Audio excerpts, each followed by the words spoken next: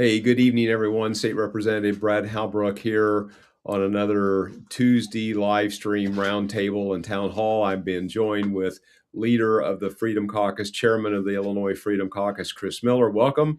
And the state director of the Illinois Freedom Caucus, Colin Mosley. Welcome, gentlemen. We're partway here between Christmas and New Year's. I hope Christmas has went well, and I hope you're looking forward to a happy new year like I am. It's been good so far this winter. And the snow has came and gone, and the frozen ground is here. And of course, it's kind of like being winter with the temperatures out there. So, gentlemen, welcome. Chris, any opening thoughts before we get into the slides, and then we'll go to Colin and then get right into it. Well, I know that it's always challenging to have livestock in this with the wild weather swings that we've been having, but right now I'm enjoying the poor man's concrete because the ground is hard and nobody's getting stuck. Yeah, that makes it nice. Colin, how's things in your neighborhood? Well, we had a really Merry Christmas with the little one, and things are good over the holiday break. And I'm just mostly happy that Santa Claus made it through Chicago airspace without getting shot down. So that was good news for the kiddos. Well, hopefully he started maybe at the south and worked his way to the north, but either way, it turned out well. So, yeah. Well, let's get right into it. So we're on the day 7 through 12 of the 12 days of Governor J.B. Pritzker's Christmas crisis, and we've got several interesting topics to discuss here in this roundtable. And so let's get into issue 7 of the Pritzker's crisis that he gave to us. No election integrity, no voter ID. We've seen a lawsuit here from the Department of Justice suing the state of Illinois, trying to get some election data, trying to get the voter registration stuff. Colin, everywhere we go, hardly in this country anymore, we can't even check into a hotel. We can't. There's a lot of things. We have to have a vote. We have to have an ID to get checked into a hotel. Many other things have to have an ID. Give us your thoughts, Colin. Well, the problem again, as you correctly stated, is the Democrats simply want to make it easy for there to be questions and the integrity. They don't want voter ID. They don't want paper ballots. They don't want election day. They want election season. And it's completely upended our election process to a point where, yeah, of course there's fraud. Of course there's terrible things going on, because at the end of the day, you're putting all this stuff in the hands of not only just, flawed people, but questionable technology and illegal immigrants that now have driver's licenses that can walk in and potentially be voting. And so it really throws up a red flag when you have something like, the Trump Department of Justice has finally stepped in and, is trying to essentially get access to the voter rolls to make sure that they have been cleaned and corrected, that they don't, have anybody who's dead, have any illegals, and the fight that the state of Illinois has put up against them ought to say a lot about what they might be knowing about our elections process that they don't want us to know. Right. What's interesting, I hear more and more every week, constituents will come up to me and they've had family members, younger family members that have went off to college, moved out, maybe they're living out of state, but signed up for the mail-in, the vote by mail, the permanent list. And they've been gone for a number of years, and those mail-in ballots are still showing up at those houses. Mm-hmm. Mm-hmm. And so this permanent vote by mail list is really, it's just ripe with fraud. And again, you hit it right on the head there, Colin. Election season, election trimester, 40 days in advance of the election, early voting, vote by mail starts. And then they keep counting ballots for another 2 weeks after the election day closes. 54 days. It's crazy. Mm-hmm. Mm-hmm. 55 days. Yeah. And now we've found out that potentially these colleges and universities are improperly selling the data of our students to Democrat voter operations. Right. Let's go on to the next slide here real quick to kind of keep it moving. On the 8th day of Governor J.B. Pritzker's crisis, he gave to us, Chris, no ethics reform. We have the longest serving Speaker of the House, the Illinois Speaker of the House, longer serving than any other speaker in the United States, went to prison this fall. He's been the architect of the ethics reform that we've had in the state of Illinois, which is non-existent basically. And yet this guy goes to prison issue after issue with ethics. What's your thoughts, Chris? Well, we have a real sordid history when it comes to governors ending up in the slammer for an extended period of time. I'm not sure what that ratio is, but it's pretty high. If you're elected to be governor here in Illinois, there's a real good chance that you're going to end up in prison just because there is no such thing as ethics reform. I remember it hasn't been that long ago when we wanted to pretend like we cared about ethics here in the state of Illinois and tried to pass some legislation. And as they famously, the famous quote is, well, this bill's far from perfect, but at least it's a start. and and we can't even start dealing with the problem of zero ethics here in the state of Illinois. And I mean, you don't have to go look any further than our current sitting governor. Right. If we would have removed all the toilets from our house and defrauded the government to the tune of $300,000, guess where we would be? We wouldn't be sitting in our billionaire mansion. We'd be sitting in a cell. Right. Right. Well, Chris, I think the math on the last, I think 4 of the last 8 or 9 governors. So in the last 5 or 6 decades, 4 of the last 7 or 8 or 9 have went to jail. So it's about a 50-50 shot that if you're a governor of the state of Illinois in the last 6 decades, you went to jail or maybe you're headed to jail. So quite the record, I must say. Illinois, where our governors make our license plates. So I guess in closing here, the question is, why haven't the Democrats passed any meaningful ethics reform? They've got super majorities in both chambers. They've got the governor's office. They've got everything they need, and they won't pass any meaningful reform. You can only conclude that they're not interested. We always talk about being the home of truth, logic, and common sense, and J.B. Pritzker's tyrannical way that he runs the government. And when you think about it, tyrants are more concerned about a thinking populace than they are a sitting army, because they want you to not be paying attention and they want you to not know what's going on. But when we have guys like the principled leadership that we have here in the Illinois Freedom Caucus and critically thinking individuals that are members, it makes them real uncomfortable because they know that we know, and we're going to tell people. Yeah. Colin, the 9th day of Christmas gave us a crisis of death. I mean, if it isn't bad enough in the state of Illinois that we've got late-term abortion that was passed a few years ago and signed into law, now they're going to get us on the other side with this medical aid in dying. It's kind of a dressed-up name for physician-assisted suicide. This is just another really, really, really bad idea.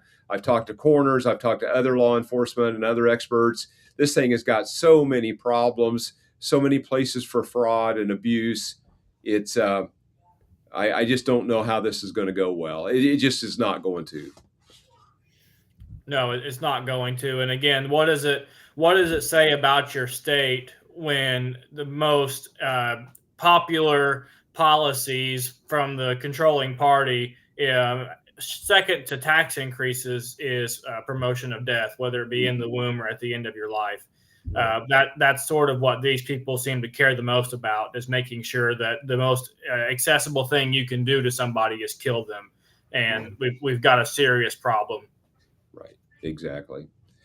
I don't know if there's anything else to say on this one, but let's go to number 10. And this is the crisis of illegal immigration. Gentlemen, we've talked about this for the last few years. We went to the border almost 2 years ago to inspect the situation there. Mm-hmm. The crisis is still rampant in the state of Illinois. We've spent hundreds of millions or billions of dollars on healthcare and many other things, welcoming centers, doing everything, bending over backwards. Our government is bending over backwards to help these illegal aliens. These are individuals that are in this country illegally. They've crossed the border illegally under Joe Biden's administration. Thankfully, President Trump has put the kibosh to that. I've listened to Tom Homan recently, and he talks about how they have got the border pretty well wrapped up. But again, we still have a tremendous amount of illegal aliens living in our cities and small towns. Who knows where they all are? Anyhow, we still have a crisis. I don't know, Chris, if you want to discuss this real quick. No, that's an excellent point that you make. Is we are still in the People's Republic of Illinois, still coddling and caring for the illegals and putting their interest over the interest of our struggling, hardworking young families here in the state of Illinois. And unfortunately, people are getting it figured out and they're voting with their feet. But this whole scam has to do with creating a new voting bloc for Democrats, because people that bleed red, white, and blue aren't going to vote for these radical Democrat policies that are destroying the economy, destroying the middle class, and continue to cause us to struggle to live here and pay our bills and thrive. Right. Well, and it doesn't really matter where you go in the United States when you have tens of millions of illegal aliens. Some states are giving these folks, they can't even speak English, or giving them commercial driver's license or driving trucks, 40-ton vehicles, if you will, 80,000 pounds, high risk to the traveling public. And of course, again, it doesn't matter whether they're in a truck or a vehicle. We've had situations in this eastern part of Illinois where illegal aliens, intoxicated, hit and killed a county board member and his wife just a few months ago. The young college students in Champaign-Urbana a few months ago. The crisis is just anywhere and everywhere. That's absolutely correct there, Representative. And it seems to me that the Democrats want to continue to pretend that there's no story here. And right. While many people that have lost their loved ones on a daily basis, when you think about it nationwide, rarely does a day go by where you don't hear about an illegal killing a citizen, whether it's in the state of Illinois or some other place here in the United States. But it's a complete travesty brought to you by J.B. Pritzker and the radical Democrats. Right. And I think as we close this slide out, Governor Pritzker is standing in between federal law enforcement and these criminals, whether they're rapists, murderers, drug dealers, whatever kind of criminality they're engaged in. Governor Pritzker stands in the middle of law enforcement from the feds and protecting his people. So it's just, it's a sad state of affairs. Yep. Let's go on to number 11. Thank you. Illinois budget, 16 billion growth, almost 17 billion growth in the last since 2019. This is almost a 40% increase in spending, tax increases, fee increases, toll increases as of the veto session in October. And again, we identified, thanks to Jeannie Ives and her organization, and we rolled this story out back in May, bogus NGOs in the state of Illinois receiving $1 billion+ worth of government tax money, our tax money, spending on all kinds of crazy poor projects. And if you're a Democrat, you get extra money for your districts because you're a Democrat and you vote for this crazy stuff. And the list goes on and on. DEI spending, pension debt. Again, it's just a ballooning budget that they just keep raising $1 billion+ tax dollars a year. I think the estimates are there's been 50 tax increases since Governor Pritzker took office back in 2019. Colin, do you have anything to add? And then Chris, maybe, and then we'll go on to the next slide. Well, the only thing I have to add is these numbers are bad now. If J.B. Pritzker gets a third term, I can't even begin to fathom where they're headed. I mean, we will have a $60-some billion budget by 2027 or 2028. Exactly. And less people to show for it. Right. And what we're seeing in Minnesota going on right now in real time is probably a real snapshot or a mirror image of what's happening in Illinois, just from the little bit of digging that we've done on the NGOs, et cetera, et cetera. And I mean, for a shining example is that Speaker Welsh received $40 million for a new football field in his old alma mater there. And so, but I mean, those types of things just keep keep showing up all the time. Right. Yeah. Exactly. So Nick Sorter, if you're out there, you're welcome to come to Illinois when you finish your job in Minnesota and start checking out our daycare facilities and NGOs that are state funded. Do you suppose would they spell the name of the facility correctly in Illinois versus what happened in Minnesota? I don't know. Depends if the IEA runs it or not. It just depends. Yeah. All right. Let's go on to day 12. Energy price disasters. This is a crisis beyond belief.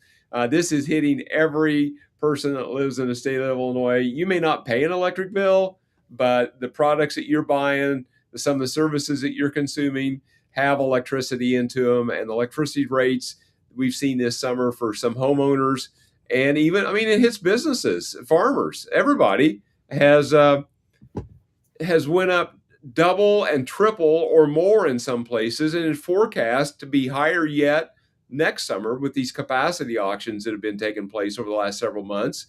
And again, we see the green energy scam. Chris, I know you making a big deal about this, and you're right to do so. But they're prematurely closing down our baseload generation of coal and natural gas plants, putting these arbitrary dates onto them, hoping that their Green New Deal fantasies of wind and solar is going to provide what we need for a future energy future in the state of Illinois. And it's just crazy, some of the policy that is being passed in the state of Illinois. I know you're exactly right, Brad. And what they're doing, ultimately, the bottom line is they're destroying the middle class, and they're destroying the economy here in the state of Illinois because of the green energy scam.